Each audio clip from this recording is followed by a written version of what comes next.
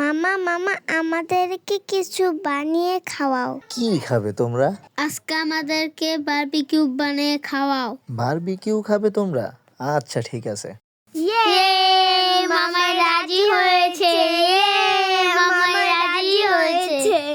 চলুন ভিডিও শুরু করা যাক। আসসালামু আলাইকুম, মাহাদিস ডেইলি ব্লগে আপনাদেরকে স্বাগতম। ভাগনা ভাগ্নি আবদার করেছে বারবিকিউ খাবে বলে, তাই আমি মুরগি কেনার উদ্দেশ্যে বাজারে যাব। বারবিকিউ বানাতে হলে আমার যা যা কিনা লাগবে সেটা একটু আপনাদেরকে জানাই। বারবিকিউ করার জন্য প্রথমে মুরগি লাগবে, তাই মুরগির দোকানে আমি চলে গেলাম। দোকান থেকে 2টা মুরগি কিনে নিলাম। তারপরে চলে গেলাম মুদি দোকানে। মুদি দোকানে গিয়ে দোকানদার ভাইটিকে বললাম, ভাই টমেটো সস দেন, তারপরে দেন সয়া সস, তারপরে দেন তেল, তারপরে দেন বারবিকিউর মশলা। এইগুলো কিনে নিয়ে চলে গেলাম বাসায়। মুরগিগুলো কাটাকাটি শেষ করে সুন্দর করে ধুয়ে রেখে দিছি একটি পাত্রে। তারপরে আদা রসুন বাটা, মরিচ বাটা, পেঁয়াজ বাটা শেষ করেছি।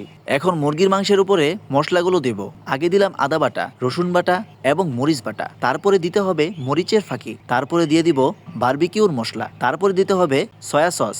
তারপরে দিলাম টমেটো সস। তারপরে দিব লেবুর রস।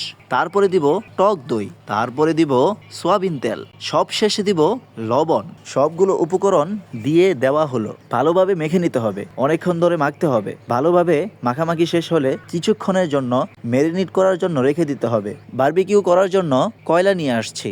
ভালোভাবে কয়লায় আগুন জ্বালিয়ে নিয়ে জালির উপরে দিয়ে দিব ম্যারিনেট করা মুরগির মাংস।